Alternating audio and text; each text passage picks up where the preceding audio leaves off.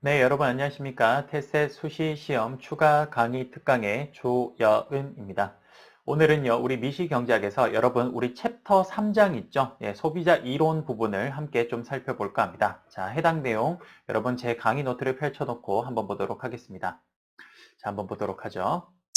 여러분 우리가 현실에서 소비가 어떻게 이루어집니까? 라고 하면요, 경제학에서는 이렇게 이야기합니다. 객관적 조건과 주관적 조건이 요게 합쳐지면요. 요 두 개가 합쳐지면 현실에서 소비가 발생한대요. 그럼 경제학에서 객관적 조건이라는 게 뭐냐면요. 바로 요게 돈을 말합니다. 돈. 음. 우리가 얼마만큼 돈을 벌었냐? 월급이 얼마냐? 우리가 가지고 있는 돈이 얼마냐? 그게 바로 객관적 조건이고요. 주관적 조건은요. 그 사람의 소비하고자 하는 성향입니다. 우리가 똑같은 300만 원 있어도 어떤 사람은 그 돈을 가지고 먹는 거에 투자하는 사람이 있고 어떤 사람은 여행을 소비하는 사람이 있고 또 어떤 사람은 똑같은 300만 원으로 가방을 사는 사람이 있죠. 이렇게 똑같은 돈이 있어도 그 사람의 어떤 제품에 대한 어떤 서비스에 대한 성향에 따라서 발현되는 소비가 달라질 수 있다라고 합니다. 그래서 경제학에서는요, 객관적 조건, 돈을 표현하는 방법이 뭐냐면요, 예산선이란 걸 통해서 표현하고요. 두 번째 주관적 조건을 어떻게 표현하냐면요, 무차별 곡선이란 걸 통해서 표현하게 됩니다. 그래서 우리 이 챕터 3장에서는 뭘 가르쳐 주는 거냐면요, 바로 이걸 공부하는 거예요. 최적 소비가 어떻게 이루어지는가 그거에 대해서 공부를 하는데 첫 번째 그럼 뭘 배워야 되냐? 그래요. 객관적 조건의 예산선에 대해서 배워야 되고요. 두 번째는요. 주관적 조건의 무차별 곡선을 배워야 됩니다. 그래서 이 두 개를 각각 공부하고 나면 이 두 개가 합쳐지면 뭐가 된대요? 현실에서 소비가 이루어진대요. 그래서 마지막 세 번째, 최적 소비가 어떻게 이루어지는지를 보게 되는 겁니다. 이해되십니까? 그럼 우선 첫 번째, 객관적 조건을 한번 보도록 할게요. 자, 첫 번째, 객관적 조건을 알려주는 뭐가 있어요? 예산선에 대해서 한번 보도록 하겠습니다. 자, 예를 들어서 우리가 살고 있는 이 사회에요. 제품이 딱 두 개밖에 없습니다. 뭐 X 재화랑 Y 재화밖에 없다라고 이렇게 가정할게요. 자, 이 두 개밖에 없어요. 그러면 내가 예를 들어서 수입을 벌어들이게 됩니다. 예를 들어서 내가 월급을 받아요. 그럼 이 월급을 우리가 인컴이라 그래서 M이라고 표현할 건데요. 내가 받아 벌게 되는 수입, 월급을 가지고 나는 어떻게 하냐? 무조건 X제와 Y제를 다 이 월급을 X제랑 Y제 사는 거에 다 쓴다라고 가정합니다. 그러면 보세요. 예를 들어서 X제 하나의 가격을 PX라고 했을 때 내가 전체 사용하는 X, 구입한 양을 X라고 표현해요. 그럼 이게 뭐냐? X의 전체 구입량이 되죠. 이게 X제 구입 금액이 될 겁니다. 전체 구입 금액. 그 다음 플러스 YJ 하나당 가격에다가 전체 YJ 구입했는 양을 곱하면요. 요게 뭐가 되냐? 그래요. YJ 전체 구입 금액이 될 겁니다.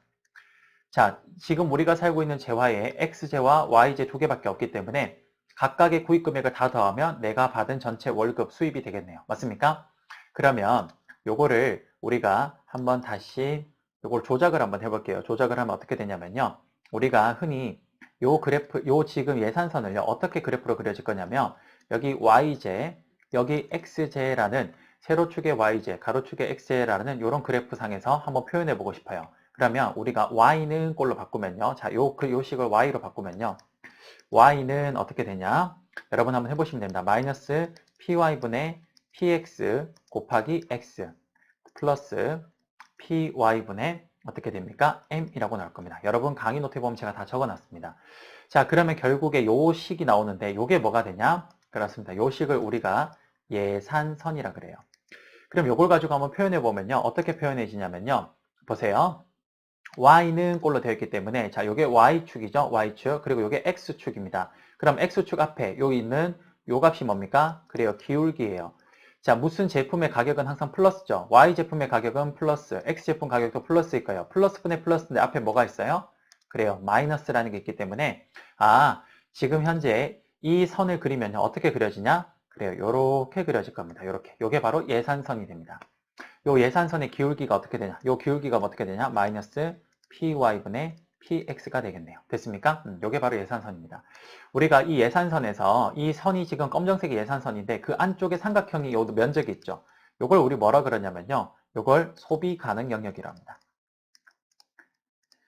쉽게 예를 들면요. 요 소비 가능 영역이 내가 받은 월급의 크기라고 보시면 됩니다. 월급 크기. 이렇게 보시면 돼요. 이게 바로 첫 번째 객관적 조건의 예산선을 구하는 방법과 예산선을 실제 그림으로 표현하는 방법에 대해서 설명드린 겁니다. 그래서 요 삼각형, 요 지금 빨간색으로 빗근친 삼각형 안에서는 내가 소비가 가능한 겁니다. 그럼 그 소비가 가능한 거의 최대치가 어디냐? 바로 여기 선입니다. 여기 지금 제가 노란색으로 긋는 선이 그 구입 금액의 최대치를 내가 소비하는 거예요. 그 안쪽에는 내가 X와 YZ를 구입은 하는데 근데 내가 돈이 좀 남는 경우를 의미해요. 자, 그 다음 두 번째, 객관적 조건을 봤으니까 이제 두 번째, 주관적 조건을 한번 볼게요. 주관적 조건. 주관적 조건의 대표적인 게 뭐냐? 무차별 곡선이라는 겁니다. 자, 무차별 곡선이 뭔지 한번 볼게요. 자, 여러분들 보시면 무차별 곡선의 정의라 그래서 한 개인이 동일한 만족을 느끼는 XJ와 YJ의 조합이라고 합니다. 자, 볼게요. 똑같이 이렇게 그래프를 그려요. YJ를 그리고요. XJ를 그리는데요. 무차별 곡선 어떻게 그려지냐? 요렇게 그려져요. 요렇게. 자, 예를 들어서 여러분 교재에 보시면 여기가 A점이고요. 여기가 B점이고요. 여기가 C점이라고 되어 있을 거예요. 자, A점과 B점과 C점을 각각 한번 그려보면요. 자, A점은 YJ 10개 사먹고 XJ 2개 사먹는 거고요. B점은 YJ 5개, XJ 5개, C점은 YJ 2개, XJ 10개 사먹는 점입니다. 자, 무차별 곡선이 무슨 말인지 한번 일단 설명드려 볼게요. 자, A점은 YJ 10개, XJ 2개 먹는 거고요. B점은 YJ 5개, XJ 5개, C점은 YJ 2개, XJ 10개 먹는 겁니다. 보시다시피 A점, B점, C점에서 YJ와 X의 소비량이 각각 달라요. 그런데 그렇게 소비하는 양 자체가 각각 다르긴 하지만 A에서 소비하나, B에서 소비하나, C에서 소비하나 내가 느끼는 만족감은 어떻다? 똑같다라는 겁니다. 차별이 없다라는 겁니다. 만족감의 차별이 없어요. 그래서 뭡니까? 무차별, 만족감이 무차별, 차별이 없다라고 해서 무차별 곡선이라고 이야기하는 겁니다. 이게 바로 이렇게 생긴 거예요. 그럼 여러분들이 꼭 알아야 되는 거 뭐냐? 무차별 곡선의 특징입니다. 자, 거기 보시면 1번 우하향한다라고 적혀 있죠. 무슨 말입니까? 그래요. 내가 A점에서 B점으로 XJ를 소비를 더 많이 하고 싶습니다. 그러면 A점에서 B점으로 소비점이 이동을 해야 되는데 분명히 X의 소비를 늘리려면요. A에서 B점을 이동하면서 순간적으로 Y의 소비는 어떻게 됩니까? 그래요. 감소시키고 있습니다. 즉, 내가 어떠한 재화의 소비를 늘리려면 반드시 다른 재화의 소비는 감소시켜야 된다는 게 바로 첫 번째, 우하향하는 것의 특징이 됩니다. 두 번째, 원점에서 멀어질수록 만족이 증가한대요. 자, 보세요. 여기가 원점이죠. 그럼 무차별 곡선이 원점에서 멀어진다는 건 바로 이렇게 나가는 걸 말해요. 그러면 여기서 원점에서 더 멀어진 무차별 곡선 하나 그려볼게요. 이렇게 그려집니다. 자, 지금 검정색의 무차별 곡선보다 녹색의 무차별 곡선이 원점에서 더 멀어졌죠. 그런데 보세요. 예를 들어서 여기 점을 제가 D점이라고 해볼게요. D점은요, B점처럼 YJ는 5개 소비하는 건데 XJ는 12개 소비하는 점이라고 해볼게요. 그럼 여러분 우리가 다다익선이라 그러죠. 하나라도 더 많이 소비하면 더 만족감이 늘어날 겁니다. B점은요, B점이랑 똑같이 YJ는 5개만 소비하지만 XJ를 B점보다 7개나 더 많이 소비하기 때문에 D점에서의 만족감은 B점보다 훨씬 더 만족감이 클 겁니다. 맞습니까? 그러면 결국은요, 여러분 이렇게 되겠네요. 지금 보시다시피 B점보다 D점의 만족도가 크대요. 그러면 B점이 속해 있는 이 무차별 곡선보다 자 D점이 여기라면요. 여기에서 녹색은 그 어떤 점에서 소비를 해도 D점과 만족이 똑같죠. 결국 녹색의 이 무차별 곡선은 검정색의 무차별 곡선보다 전체 만족도가 어때요? 그렇죠. 더 크죠. 그래서 원점에서 바깥쪽으로 이렇게 확장해서 무차별 곡선이 갈수록 멀어질수록 더 만족도가 증가하게 되는 겁니다. 됐습니까? 그 다음 세 번째, 서로 교차할 수 없습니다. 서로 교차할 수 없다 앞에다 이렇게 적을게요. 여러분 지금 세 번째 서로 교차할 수 없다 적혀있는데 그 앞에 이렇게 하고요. 특정 시점에서 한 사람의 무차별 곡선은 서로 교차할 수 없다. 이렇게 적겠습니다. 무슨 말인지 한번 볼게요. 자, 예를 들어서 YJ X가 있는데요. 자, 어떤 일정한 딱 시점이에요. 딱 예를 들어서 19년도 뭐 8월 10일이었다고 해볼게요. 딱 특정한 시점이었는데 이 사람의 무차별 곡선이 두 개였대요. 이런 식으로. 예를 들어서 여기 이 무차별 곡선을 IC0라고 이 무차별 곡선을 IC1이라고 해볼게요. 자, 색깔을 좀 다르게 해볼까요? 여러분들이 보기 쉽게. 자, 볼게요. 이렇게 하면 IC1이 되죠. 자, 예를 들어서 이렇게 한번 표현해 볼게요. 자, 여기 점이 A점이고요. 여기 지금 겹치는 점을 B점이라고 해볼게요. 그리고 여기 점을 C점이라고 해볼게요. C점. 자, 그럼 보세요, 여러분. 우선 A점과 B점은 검정색 무차별 곡선 위에 있기 때문에 A점과 B점의 만족도는 어떤 거냐? 같습니다. 맞습니까? 그 다음, 여기 보면, B점과, 이번에는 B점과 C점을 볼게요. B점과 C점은 녹색 무차별 곡선 위에 있기 때문에 B점과 C점의 만족도도 역시 어때요? 같을 거예요. 맞습니까? 그런데 여러분, 그러면 우리 3단 논법에 의해서 A와 B의 만족이 같고 B와 C의 만족이 같으면 A와 C의 만족은 어떻게 돼야 돼요? 그렇죠. 같아집니다. A와 C의 만족은 같아져야 돼요. 그런데 무차별 곡선 아까 좀 전에 했네요. 원점에서 더 멀어질수록 만족도가 크대요. 그럼 A와 C점을 보면요. A점이 C점보다 원점에서 더 바깥쪽으로 멀리 있죠. 즉, 요 부분보다 원점에서는 더 바깥쪽으로 멀리 있으니까 그럼 A가 C보다 만족도가 더 크다라는 겁니다. 여기서 오류가 생기죠. 그래서 어떤 한 사람의 특정 시점에서의 무차별 곡선은 이렇게 서로 교차하는 내용이 나타나면 안 됩니다. 평행하게 이동을 해야 돼요. 아시겠죠? 그래서 3번 내용이 나온 겁니다. 마지막 원점에 대해서 볼록하다 한번 볼게요. 자, 원점에 대해서 볼록한 건요. 여러분 보세요. 지금 A점 같은 경우는요. 원점에서 볼록한 건 이렇게 생긴 건데 A점은 여러분 YJ 10개, XJ 2개를 소비하니까 총 몇 개 소비합니까? 그래요. 여기는 지금 A점은 12개 소비하죠. 그럼 C점도 YJ 2개, XJ 10개 소비하니까 몇 개 소비해요? 12개 소비해요. 그런데 B점은 YJ 5개, XJ 5개 소비하니까 몇 개 소비해요? 10개 소비하는 겁니다.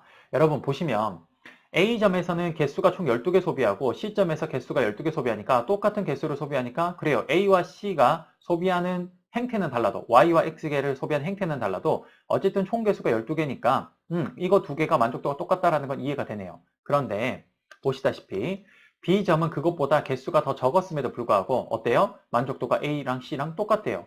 이게 왜 그래요? 바로 이런 겁니다. 예를 들어서 Y제가 커피라고 하고요.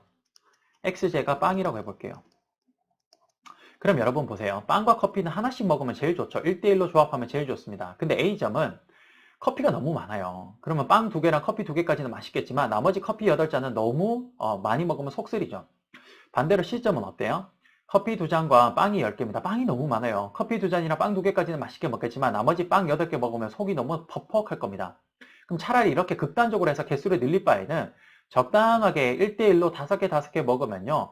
훨씬 더 총개수가 줄어도 만족도가 더 좋다라는 겁니다. 바로 이거예요. 그게 바로 원점에 대해서 볼록하다는 겁니다. 그게 뭐예요? 중용의 미덕이라는 겁니다. 즉 이런 극단적인 소비점보다는 차라리 적절한 이런 중간쯤의 소비가 훨씬 더 좋다는 겁니다. 중용의 미덕을 의미하는 거죠. 이해되십니까? 그래요. 이렇게 해서 무차별 곡선의 특징까지 다 설명을 드렸습니다. 자, 그러면 마지막 세 번째 최적 소비점을 찾아볼게요. 세 번째 최적 소비점을 한번 찾아볼게요. 자, 최적 소비점은 객관적 조건과 주관적 조건이 만나야겠죠. 자, 우선 객관적 조건이 뭐였습니까? 예산선이었죠. 그럼 예산선 어떻게 그려지냐? 그래요. 예산선은 이렇게 그려졌습니다. 이게 바로 예산선입니다. 예산선. 이 안쪽이 뭡니까? 그래요. 여기가 소비 가능 영역이에요. 소비 가능 영역. 그러면 여러분 무차별 곡선은 어떻게 그려지냐? 그래요. 무차별 곡선은 이렇게 그려지겠죠. 자, 예를 들어서 무차별 곡선 이게 1번이라고 하고요. 그 다음 무차별 곡선 2번이 이렇게 한 점과 접하게 이렇게 생겼다고 해볼게요. 요게 2번. 무차별 곡선 3번은요. 아예 바깥쪽에 있습니다. 3번이에요. 자, 여러분 보시면요. 무차별 곡선 3개 중에 여기에서 소비가 불가능한 무차별 곡선이 있습니다. 몇 번이에요? 그렇죠. 3번이죠. 왜? 요건 소비 가능 영역인 지금 보시는 바로 소비 가능 영역인 요 삼각형 바깥쪽에 있으니까 아예 소비가 불가능하죠. 그러니까 3번은 여건 소비가 안 될 겁니다. 그럼 물어볼게요. 1번과 2번 둘 다 무차별 곡선은 소비가 가능합니다. 왜? 소비 가능 영역에 있으니까. 근데 1번과 2번 중에 어느 게 더 최적적이냐? 그래요. 여기는 무차별 곡선의 특징을 알아야 됩니다. 무차별 곡선은 아까 좀 전에 했던 특징 중에 뭐가 있습니까? 잘 보세요. 무차별 곡선 특징 중에 하나가 원점에서 바깥쪽으로 이렇게 멀어질수록 그럴수록 무차별 곡선의 만족도는 어떤 거예요? 더 커지는 거죠. 그래요. 그러면 이왕 1번, 2번 둘 다 소비가 가능하다면 만족도가 큰 걸 선택하는 게 좋겠네요. 그럼 1번과 2번 중에 원점에서 뭐가 더 바깥쪽으로 멀리 있습니까? 그래요. 2번이 더 멀리 있죠. 최적 소비점 어떻게 된다? 2번이 되는 겁니다. 그래서 여러분 최적 소비점은요. 어떻게 되냐면요. 예산선과 무차별 곡선이 예산선과 무차별 곡선이 한 점에서 접하게 되면 그러면 뭐가 되는 거예요? 최적 소비가 이루어지는 겁니다. 지금 보시는 것처럼 바로 이 점이 최적 소비점이 되는 거죠. 이 점이 뭐가 돼요? 최적 소비점이 되는 겁니다. 이해되십니까? 그래요. 이렇게 해서 우리가 3장 소비자 이론에 대해서 다 설명을 드렸습니다. 됐습니다. 여기까지 우리가 3장 이론을 끝을 내도록 하겠습니다. 고생 많으셨고요. 감사합니다.